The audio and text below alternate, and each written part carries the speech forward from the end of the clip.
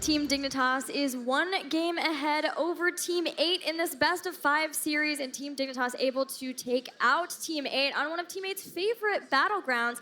Tetcher, now knowing what we have available in our battleground pool, what do you think is Team 8's next move? I would very much like to see them move over to Brax's Holdout. It's a very similar map to Battlefield in terms of it's a 2-lane map. They're going to be able to make the best advantage of their very good rotations. The one map they should absolutely avoid is Towers of Doom. Macro game is a scary thing, especially for Team 8. That's been sometimes an issue for them versus Tempo Storm, although they were able to be victorious there. Well, we're going to Cursed Hollow, it would appear, so Dignitas looking to play that macro game that Team 8 might be considered a weak at. But there is some good news here for Team 8. They have Abathur in their back pocket, which is a very common hero, especially in Europe. They also have first pick now. They gave away map pick to Dignitas here. So Dignitas, like we said, taking them to a bit more of a macro map. But Team 8, they have a lot of pocket heroes, like you said, like the Abathur, like the Zeratul, now like Artanis, who was really good, once again, a bit more preferable on battlefields. But he did an exceptional job last game. Glaurung is very scary. I think Glaurung has 2 nice picks here, Medivh and Zeratul. I think he's going to be able to pick either one. And what I also think is, at this point, Dignitas will make the choice to have their same consistent banning pattern. It's very possible. They had a discussion and they said, we'll be fine against North America, against Team 8, so long as we don't lose to a Zeratul. So if that's the first ban again, I expect that to remain consistent throughout the entire series. Dahaka ban by Team 8. This is a really strong hero on this map as it is a larger map in general, and it is just really good in the terms of, in the pocket of Dignitas. In fact, for both teams, but with Dignitas being first pick, it would have been, Team 8 being first pick, like we said, they probably want the Zeratul or maybe the Medivh. Yeah, now they get the choices they would like to go around. But yes, anytime you hear the term macro match, it's definitely falls out of Dahaka that comes to the height of the priority list for bans or picks. So Dahaka being banned out, Gucci for Team 8. On the other side, Dignitas looking for what they would like to ban out. And man, it's a hard one. Because Team 8 also has Tassadar in the back pocket. They've ran it a lot in the past. I've actually remember them running Tassadar, Malfurion, and Vala a long time ago in the bottom lane. They love how you can get those trades because the map rotations between middle, bottom, and top are so elongated that Tracer can just make a lot of plays. So Dignitas needs to think about what they want to get rid of. If they ban out Zeratul, Team 8 could definitely go Tassadar. Tassadar has now been banned out. So they go back to their roots. It is just the one Zeratul ban before, and there we go, immediate Zeratul. No surprises there. Should also be noted that Team 8's first time to play on Cursed Hollow is now in this tournament here at the Western Clash. They have so far avoided it. Not because it was banned per se, I think, but because it just wasn't picked. They have more preferable maps for their style of play, but Dignitas has taken them here, and we already see, like we said, a comfort pick here for Glaurung, that Zeratul. It is to be feared. There is a reason it has been banned by a lot of teams, but like Trek said perfectly, the Tassadar is just a bit too much of a threat for Dignitas. It's their standard drafting style. They're not comfortable playing against it. I'm expecting a Ragnaros, a Falstad, and a Malfurion to come out here. 2 of those 3.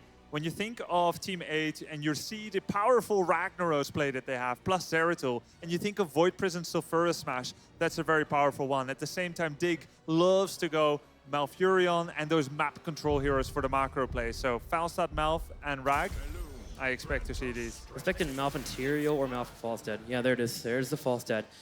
So I actually think Team 8 needs to grab what they would like to grab here and then ban out Tyrael on their second rotation. It's another one that Dignitas likes to run with, and it gives you the control over the double bosses.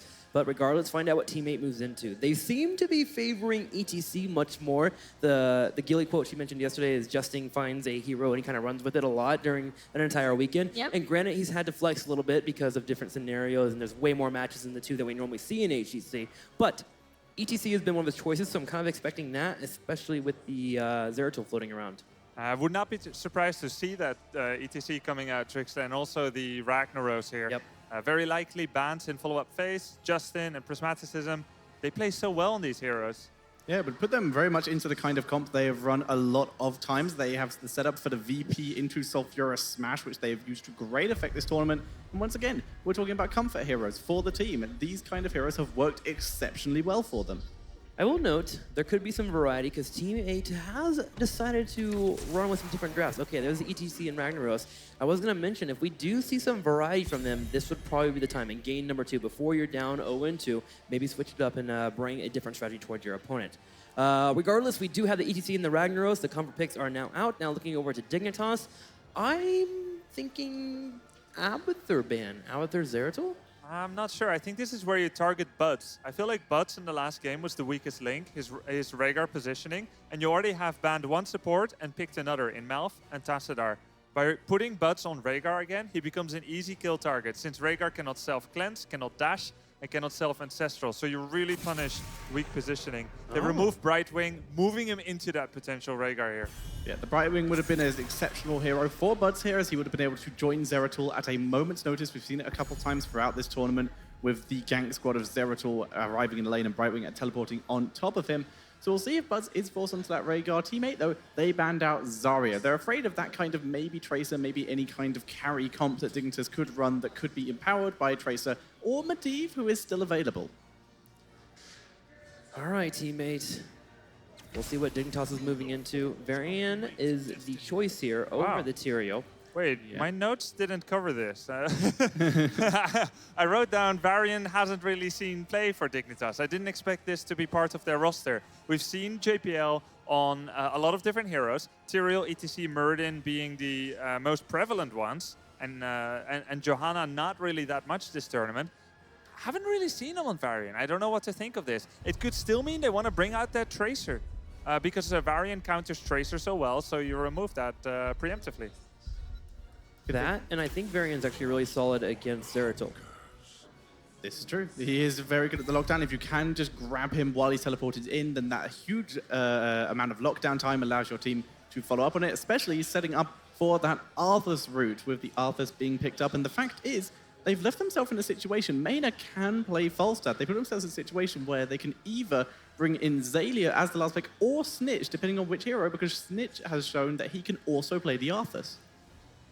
I think Kharazim is okay, but a bit risky.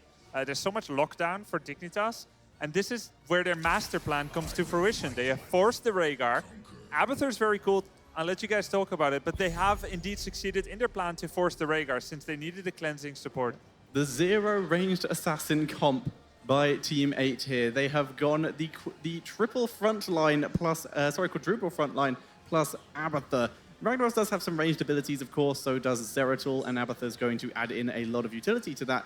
But it's going to be very, very interesting to see what they can do against the kind of poke tribute fights.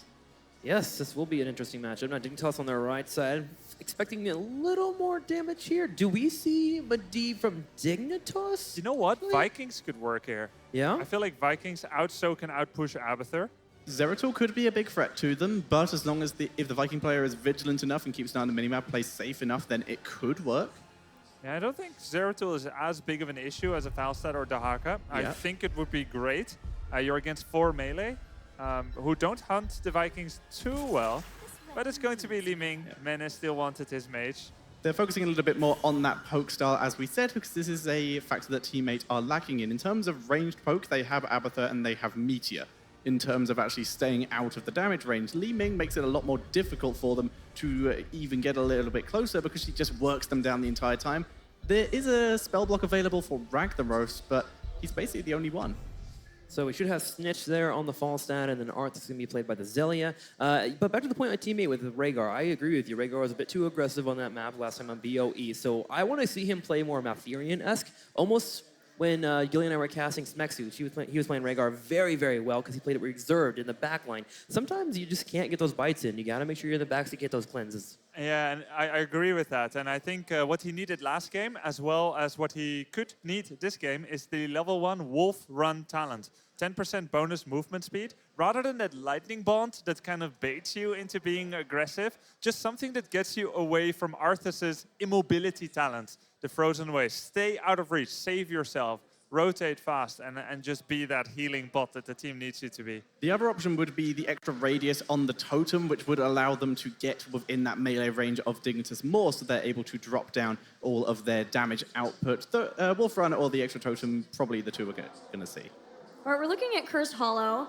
Team Dignitas has a what we would consider to be a standard Team Dignitas type draft, but the other side, not so much. Very melee heavy, probably looking at a symbiote build of some kind for Abathur. What do you think that they are, what's their objective in order to be able to win this? I mean, basically, Team 8 has a stunted composition. They do not have all the elements that makes a draft well-rounded. There's not a lot of ranged poke, there's no ranged characters. You've got 4 melees running into an Arthas.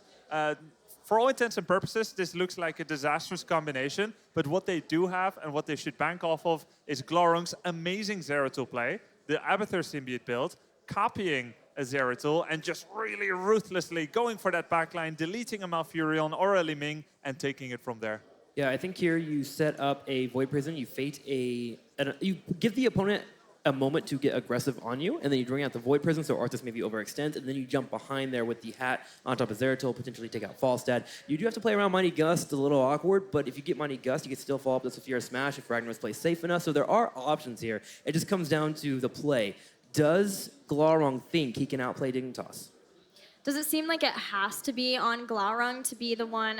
Obviously, he already has a lot of pressure for his team as the shot caller, but for him to also be the one to initiate with fights in this manner? Abathur does put them in a position where they can gain a talent advantage, and that can be enough to maybe implement a fight. We already mentioned how the totem could slow down any kind of escape so they can engage, and they also do have an advantage here where Abathur can soak, and Ragnaros can poke and deny the tribute by going into Molten Core mode if he's able to get there fast enough. That's a good point. There's some good 18-second long poke, so definitely an experienced component there that could help. I just feel like the experience component is kind of wrecked by the Falstad being just available. You suddenly have to play so reserved compared to most Abathur players, just because you never want to be picked off. If an Abathur falls victim to an opposing team, you will see the team that has killed the Abathur get aggressive on the map and take a fort, or at least force a team fight. So Abathur will have to sit back and play very reserved. I think it's very Zeratul hat style that gets the win here for Team 8. Yeah, I have to agree with you there. I expect the early game to go completely in Dignitas' favor. I expect the first curse to go to Dignitas. Team 8 will lose 3 forts, maybe half a keep. And from that moment onwards, 16 level and beyond, there's a chance for Abathur hat build, and maybe even with Hive Mind level 20, for them to make a big comeback for Team 8. Well, although this is a different strategy for sure from Team 8, it is still very Team 8-esque. And one point I wanted to highlight was, of all of our North American teams, it does seem like Team 8 was the only one to come in and right from the get-go versus Europe, play their own style and say, let's just see how our own style measures up instead of trying to develop specific strategies for their opponents like we saw from both Tempo with the Asmodan as well as Galeforce Esports. Is there a lesson to be learned here from that? I think they're playing their own style. I think, yeah, exactly like how you said is how I would have said it. There's a lesson to be learned. Play to your own comfort, be fresh, form your own ideas. And I know from speaking with Glaurung, that's exactly how he views the game. He says, we happen to share the same views as Europe and Korea, apparently, on many things. And apparently, on many things, they don't. They have their own ideas, they're stubborn, and that's a key part of star players and a star team. Yeah, it seems Team 8 has taken that approach since the very beginning of the first week of HGC here in 2017. Even more so in the 4th and 5th week. They've had this creative style that has been almost adoptive of both EU and Korean meta, slightly here and there. And it's good to see that they are taking the resources that are available to them, VODs, other regions, drafts that are floating around, and saying, you know what? That hero looks okay here for our type of shot calling. It is always their own game, like you said. They've, even though they're going in this sort of splayed out all over the place influence area, it's always their opinion that matters. It's always the team opinion of what is best, what we play best with. And we've already mentioned a lot of comfort picks in this draft for Team 8, and they've shown throughout this that their own style has netted them to so far be the most successful NA team here, and very nearly take that game #1 off Dignitas. Yeah, I don't really see that game as a quote-unquote loss. I feel like there was a potential win there. It wasn't like, oh yeah, you know, they lost that game. They could have won it just as easily. I know they didn't, but it's worth as much. Yeah. Well, with that all being said, we're talking about North America here because there is one last North America hopeful left. But then you look at Dignitas, and I feel like Dignitas' style just completely stops how Team 8 plays. Dignitas has always been this team in the HGC that has sat back, reserved, waits for the moment to get the isolation, gets a win, and then pushes and kills a core. They've done it in 3 of their series this year. And Team 8 is a team with their shot calling, where if they get ahead, they suddenly just peel off one member, other 4 start to play reserved, soak experience, just play safe, and they wait for someone to make a mistake on the opposing team. Dignitas does not do that. And that's why it's going to be hard for them to lose this series, right? So hopefully Team 8 can make something happen differently in the late game compared to the past. Well, Team Dignitas does have excellent punishment, so Team 8 has to be on their toes. We are ready for game number 2, so we're headed back to the casting desk. Thank you very much, Gilly. Game number 2 on Cursed Hollow. Team Dignitas going up against Team 8 and a North American team. They looked strong on the first map. It's going to be really interesting to see this play out for Team 8 in their draft. I mean, obviously, first thing we got to keep in mind here, that the fact there's just no range, period. And, you know, it does fit a lot of their strengths, but that Abathur is just the wild card that we've really never seen from them in the North American scene. Yeah, and of course, especially when we're talking about a map like Cursed Hollow, you usually are forced to give up a few of the early tributes here, which could lead to an early curse. Around level 10, this is really the important part. Is Team 8 able to grab that level 10 before the third tribute is on the map?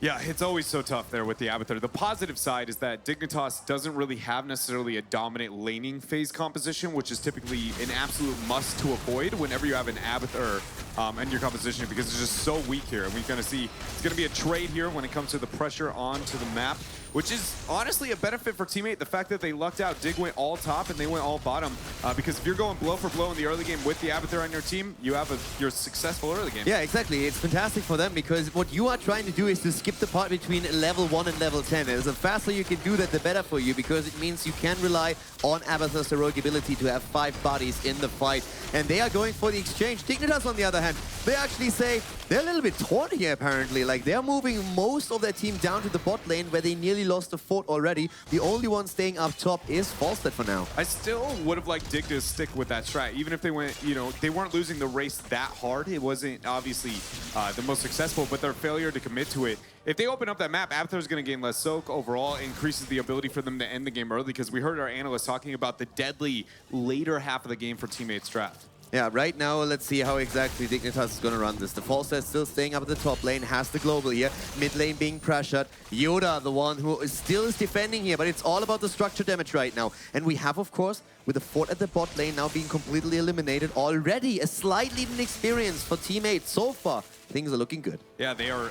I couldn't get better. It's amazing to see this happen. Dignitas' failure to commit to that fort is very, very surprising for me, because it seems like they would understand, you know, we can open up this game as fast as possible. And I think the thought process was, you know, they're so comfortable with, like, well, they have an Abathur, we should be winning the early game. And when you start doing the math where it's like, oh my goodness, we're not. Yeah. And then you start going, well, what do we do? What do we do? And it seemed like for the first time in a long while, Dignitas may be panicking on decisions. Yeah, and I mean, that's like one thing. It could be a slight mistake in the early game that they just like made a bit of a miscall. Maybe there was confusion, or it's, as you said, a bit of panic creeping in after the first game was a bit closer. Let's just wait and see how exactly they're going to run it. We have 2 minutes in. Both of the teams are focusing on the Siege Giant camps and the Tribute spawns bot lane, which of course means that it is in favor of Team 8. At this point, the Siege Giants are going to push through the top lane. Therefore, Dignitas eventually will have to either rotate someone top, or will just realize that they might lose their tribute at the bot lane. Arthur stays top. Therefore, they have only 4 heroes down at the bottom of the map. Yeah, Dignitas has had 2 50-50 chances this game, and both of them have been wrong. Like, it's just, you know, something you can't deal with, and it's honestly part of, you know, taking the risk of going to Curse. There is a little of that kind of wild card factor that comes into this game, and right now it has set them behind a little bit in the experience department, but more so just the fact that they failed to get a lead against this Abathur so far. Yeah, and talking about the 50-50 chance, I know you're not supposed to do math on stream, but that's only 25% that this could actually happen. So for them, not No math on stream. I like it. Yeah, caster math's pretty bad most of the time, but yeah, you are right in that one. It is going to be 25% of the time that's going to happen here. In this case, though, talking a little bit about the build tree real quickly, because we have already some adjustments coming in as we see a root over here and a bit of limiting damage, but nothing really too pressing yet. Falstead. Season Marksman is one of the tools that we've seen most of the time. We had a couple of Falstead that went into the mage build. In this case, though, on level 4, what we're seeing for him is the Gathering Storm here, and that has to be an adjustment towards the Zeratul. It is. It's the only tool that can really make you not overly vulnerable to him. That being said, it's pretty easy to outplay compared to Hammer Games because you go in with the engagement with your W, you're going to teleport out. The minute you break, you wait till the W, you teleport it, you Vorpal Blade back. But it does remove the teleport because if he stays on top of you, especially after 16, you will take that trade because 5% every tick is a huge shield here for Falstad. The interesting part is that it opens up the 13 talent for the cooldown reduction. You don't have to go Giant Killer with this. You still have the option to get the synergy with the Seasoned Marksman, but considering that you have that level 4 talent, you could theoretically also go for the cooldown reduction. We'll see later on what Dignitas does here, but for now, the fight over Tribute number 2 has started. Yeah, Molten Core there is going to buy a lot of time, and Glorong has actually moved towards bottom. He was looking to get a pick there on a Snitch. He's actually going to track him down. Snitch, will he be able to make it out? So there's going to be the teleport in. So Snitch has a decent trade with the W still ticking because the teleport didn't commit, but the hat is all it takes, you know. Falstad down, Abathar taking. And this is fantastic for Team 8. I mean, we've been talking about it. Couldn't be better. They got the first tribute. They're delaying everything here. They're killing Falstad. They gain experience. Yes, they lose the tribute, but they were expected to lose the first two, maybe the first 3 here. They are ahead in experience. This couldn't be any better for them considering the early game and considering their composition. And now Mene is getting tracked down there by Glorong. He's not going to make it out with that Vorpal Blade, but it costs Glorong not his life. The peel from Justing. Very well done. We'll keep him up, and it just keeps getting better here for Team 8 in this game. Team Dignitas is getting played to the wall here. I mean, it's only the early game. You can always make that comeback happen. It's not like they're out of reach. But this is exactly what Team 8 was looking for here. Glorong, once again, a menace on the Zeratul. It couldn't... The mind games that Team 8 has managed to make happen. So, starting at level 1, Dignitas knows that it's going to be... They want to try and match them. And Team 8, traditionally, the bottom lane is where the large group of people go to siege. So Dignitas goes, well, they know that they have a week early, so they're going to try and go up into the top lane. Instead, Dig goes top lane, and Team 8 just goes, nah, we're still going to stick to bottom. Wins that. Obviously, the trib is something they don't have control of, but they come out on top. And then knowing that Snitch is going to be looking to wait until he sees the Zeratul, he waits 30 seconds, and Zeratul's not on top. Then they get the pick. Like, it's amazing. Look at the situation here. We have nearly level 10 for Team 8. It was actually them that were supposed to struggle to get it for the third tribute. It's the exact other way around. They are still willing to let it go, though. Keep in mind, they don't have ranged here. They can't really poke. The only hero who has a chance is maybe Zeratul jumping in, risking his life, or, of course, Ragnar's getting a bit closer. They don't want to risk that. Instead, with level 10, they go for boss. Yeah, and you know, talking about the lack of range that exists on the side of Team 8, it really forces them, when they press the go button, they have to go, right? Yeah. There is no poke, there is no delay, see how this works out, but that kind of works for Team 8. That's what we've been talking about the whole time. Exactly. They have the go button no matter what the draft is. Like, they win together or they lose together, so maybe that meets their strengths? Yeah, exactly. They kind of have no back button anyway, so you might as well, right? In this case, though, it's actually really fascinating because so far, the lack of a poke has not had any impact on the game.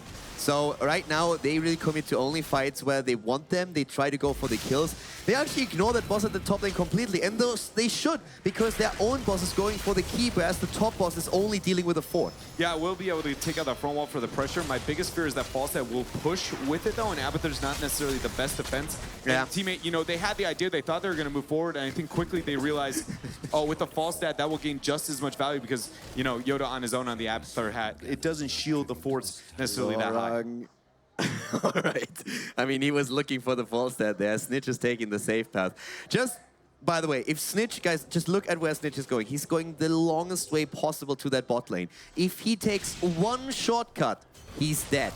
Zeratul was waiting. He can jump on him. Abathar would be there within half a second. So Snitch really playing it super safe. And this might look like it's nothing at all, but this is exactly the kind of plays that can win you a game. And we all have played Hero League where exactly this, or the opposite side of the run, has lost us a match. Yeah, we just saw the clone come out there. It was taunted very, very quickly. Yeah. Good reveal there from JPL. But it did allow Team 8 to be able to pick up this tribute, so we're going to sit 2-2. Also, keep in mind that with Falstad actually moving down, he still has his global active. That's also very important. And as long as we are having the global on Falstad available, Abathar has a really tough time showing himself on the map. Yeah, it's going to be harder and harder. And Falstad is getting to the point where the Seasoned Marksman sitting almost at that 50%. That will be able to aid when it comes to the team fighting later on. But until we get to that point, Team 8, the fact they've held on to this, even if they get cursed at this point in time, it's the bosses that is really something to be afraid of for Team 8, and they're already down. Like, a curse is not bad. Abathur actually stops a curse by himself, almost 2 lanes single-handedly. And so you're worried more about the boss plays that come after because Abathur is crippled there and you need to be the fight. But this is a curse that can happen with no bosses. Even if Dig gets this, I think Team 8 is going to feel very comfortable in their position. And let's not forget, yes, we have a variant and an Arthas to counter the Zeratul, but that Void Prison is still a beast to deal with. So Ragnaros with the follow-up. And then there's always that ETC, which was fantastic so far. There's the Molten Core. This is a curse tribute. At this point, they are going to look for the fight. And keep in mind, once they start to commit, they have to go in. Yeah, we're waiting to see when the clone comes out. Molten Core is the only delay here. They're going to wait for that. Ragnaros is now out of that. Dignitas moves up. There's going to be the stun combo. Cleanse coming out, and there's the Void. The big Void coming in. They're trying to look for the hit, and they're getting it. There comes the mosh pit. Immediately interrupted. Didn't even go off completely, but they get the kill against Falstad even before he has a chance to gust. Yeah, now look at the rest of Team 8. Their health bar is so low. Howling Blast is going to connect their butts. Looks like he's going down with the mosh pit. He's going to get the peel. 3 people are stuck in it. Can they get the kill? Prismat with 1. Zalia now with the last man standing here. 3, 4 people dead. That mosh pit justing. He cannot get it on this ETC. His mosh pits are insane. Unbelievable. First mosh pit interrupted actually on his 10-second cooldown. Then they jump on Rhaegar. All of a sudden, everybody clustered up and he says like, boys, I got this. Goes in, gets the mosh. The damage is there. And bam, 6 kills against 1. We still have 2 heroes down. The curse against Dignitas and Team 8 is on the move. The worst part about this is Abathur during a curse is probably one of the strongest heroes in the entire game, period. Like, what he's able to do when it comes to the pressure onto the map purely from his Locust, from his hat, his soak.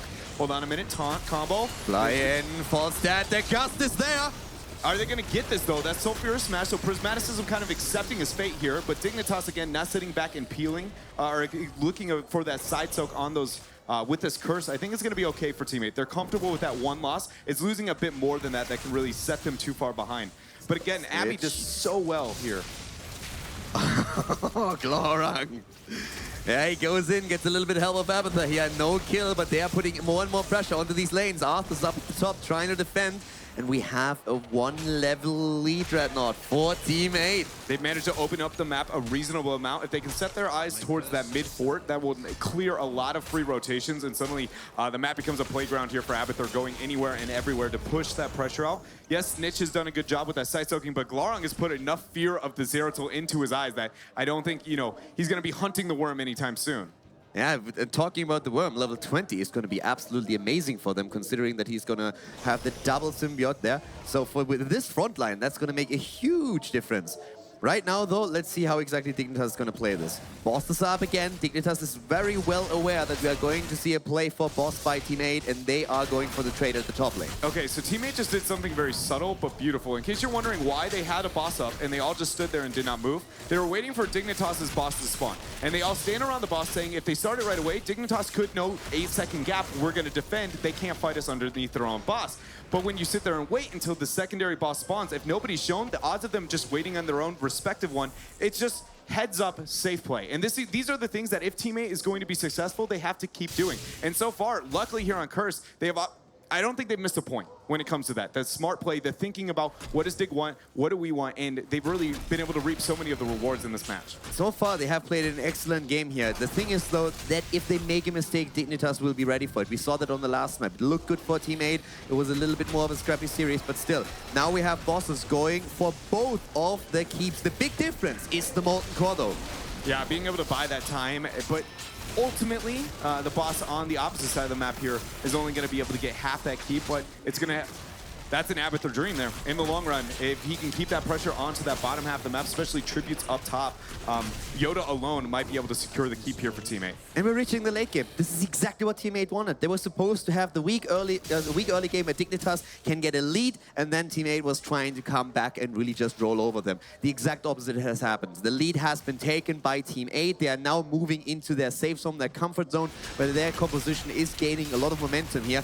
And once the level 20 is reached, Dignitas will have to be extremely careful. This is not an easy game for them by any means. Yeah, and when I was talking about Cursed and how I thought maybe, Team 8, if they can get somehow Dig to the Cursed at some point. Team 8 originally liked Cursed Hollow a lot in North America, and they had very mixed results. Not necessarily, when you look at the numbers, not their best map by any means, but it seems to fit their playstyle. A lot of Glorang's heroes open up here, and it just seems like It's more, you know, that all-in style play, looking to get Glorong onto those very high-impact heroes, and I think it shows here against Dick.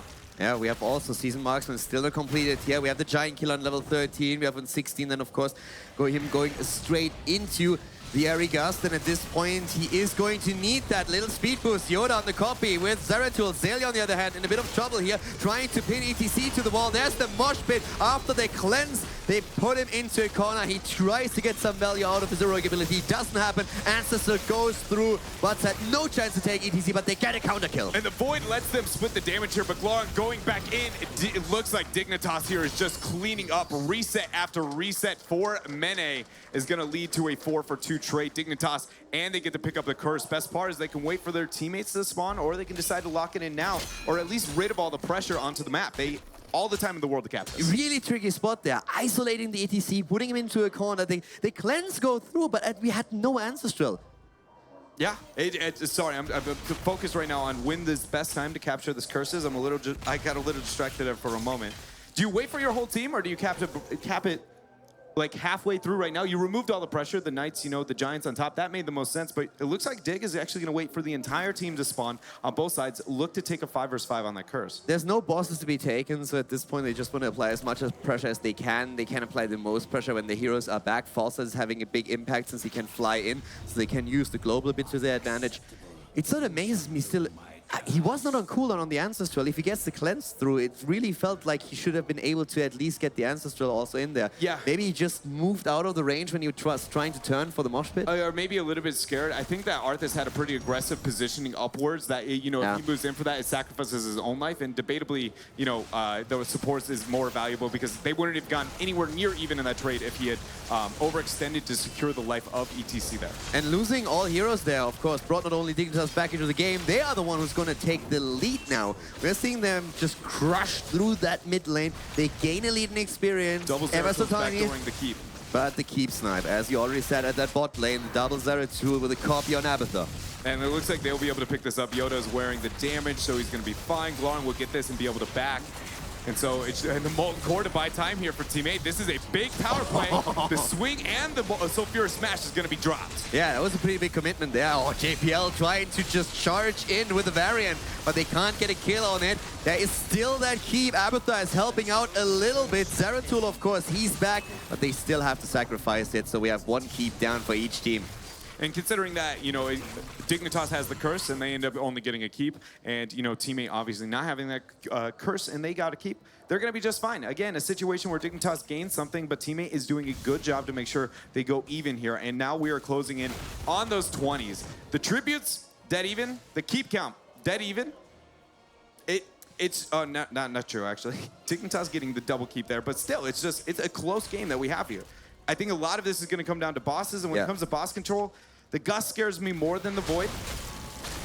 Talking about bosses here. Yeah, there we go. 20 isn't there yet, but it should be in time. Abathur could actually jump on lane and get a bit of experience, but there we have it. And now it's time to take that fight. This is a crucial one. If you win this one and you're Dignitas, you win the game, very likely, unless you lose too many heroes. And there we go. We have immediately also Malfurion with his own ult. Does he get any value? Zeratul is already down. Glorong is that is huge. Justin tries to go for the mosh pit. It gets interrupted though. No chance of dropping it. And this is just Dignitas rolling over Team 8 at this point, taking them down one by one. Variant is falling, but that is not enough to secure victory here for Team 8. A very high-risk play here for Team 8. If it works, that was game. If it doesn't, in fact, it is going the opposite way here. I can respect the decisions there, but in the end, you know, Dignitas, the ability to outplay, specifically the Twilight Dream, Bakery there predicted the fact that Glorong was going to look for that flank once they saw him. The minute he moves in, Twilight Dream was the reason they weren't able to move in and save him, and Seshal was not going to land. And so huge plays from Bakery ends up getting him game 2. Shutting down that mosh pit was so important here. That was absolutely the key moment for sure. If that lands on 3-4 heroes, then this is over. But as is, Dignitas moves to the left on the map and they take down the core of Team 8.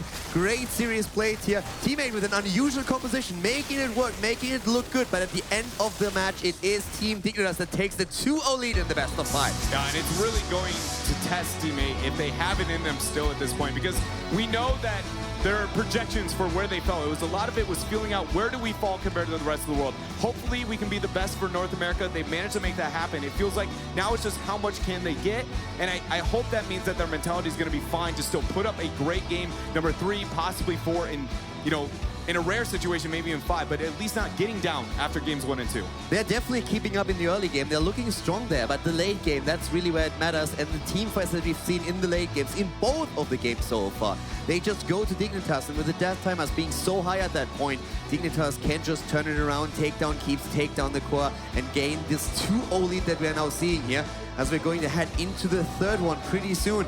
As you said, it's a rough situation for Team 8 right now. Dignitas, on the other hand, they know that they have 3 match points. Yeah, Dignitas obviously has got to be feeling great in this position, and hopefully it's going to be aid them if they move on to, to get the momentum behind them, because this has been probably the weakest LAN performance we've ever seen out of Dignitas.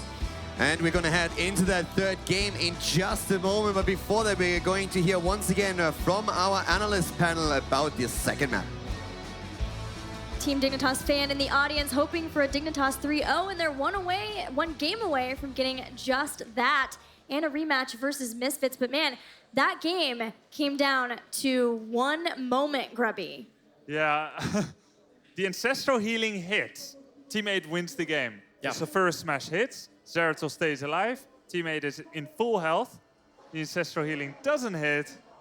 Zeratul dies, and they lose everything. We're going to see that moment in just a bit, but first we're going to check out the first fight. This was so good for Team 8 because they finally were able to get a Curse Toucher. They were even able to very nearly get the mosh. You can see it was interrupted, put on the 10-second cooldown there, gets silenced. Like you said, they were able to put themselves in position for the tribute. They're just moving back in to try and take it because they think heroics have been popped, but ETC with the mosh pit. So many heroics were used. There's 3 heroics that can interrupt him here, and he still gets it. And Team 8 are able to clear up. Yeah, the entire team of Team 8 is starting to get a few playmakers on their arsenal of players, right? You got Justin with these random mosh pits are going off. You have Prismatic with the Ragnaros. If this team continues to really bring out more heroes and get their hero pool fuller, I'm scared for the next Clash. But nonetheless, this is a big engagement at the back. Look at Zeratul. If Zeratul gets hit by the Ancestral Healing, he lives and can turn that fight around. But great focus by Dignitas. They turn it around. Justin goes in for the last attempt, but that was already called before they went in. The decision was made. We're going all in for this. We either win or we lose. That's Team 8. And it's crazy to think that Dignitas is currently up 2-0 right now, but if you saw the games, you wouldn't think that. 2-0 sounds like you're being dominated, but they're not. I feel like a 2-0. It feels like we're 2-2 at this point with these teams. Yeah. That Team 8 have just put up such an incredible fight, but putting up a fight isn't good enough. You need to actually close out the game. Now, Glorong has repeatedly said that this tournament for him and his team is a growth experience. But of course you want a little bit more. Having said that though, in terms of being in line with their goal, having it be a growth experience, I think this is the perfect barometer for their experience so far. They lost these games 49 to 51%, not 10 versus 90. Yeah, Team Dignitas' punishment has been amazing. There's just one move is all it takes, Trixler. Yeah, that's what they excel at. That's what we talked about before the match. Dignitas, when it comes to the late game, they just know how to win. It's why they've been moving forward, because they're a team themselves that are kind of getting their groove down once again, the newer player. Granted, I'm not going to bring up Zelly as a new player. He's already fit in with this team. But there is some small stuff that they have to work on to become the level of Fnatic and Misfits. But what they do have is when they get to the late game, they know how to say, all right, here's how we win. We're going to go win the video game now. But I think if you're a fan of North America, I think you can be happy with the performance that Team 8 is putting on today. It's kind of hard to be in a region and kind of be disappointed in your teams that you have to look at, but I don't think you can be disappointed in Team 8 right now. Oh, absolutely not. They have been playing so well, and they're not out of it yet. They still have this next chance. They are down 0-2. We want to hear from you before we take this break. Use the hashtag HGC, tweet at us, let us know what you're thinking. We are going to a short break. When we return, we'll have game number 3 of this best of 5.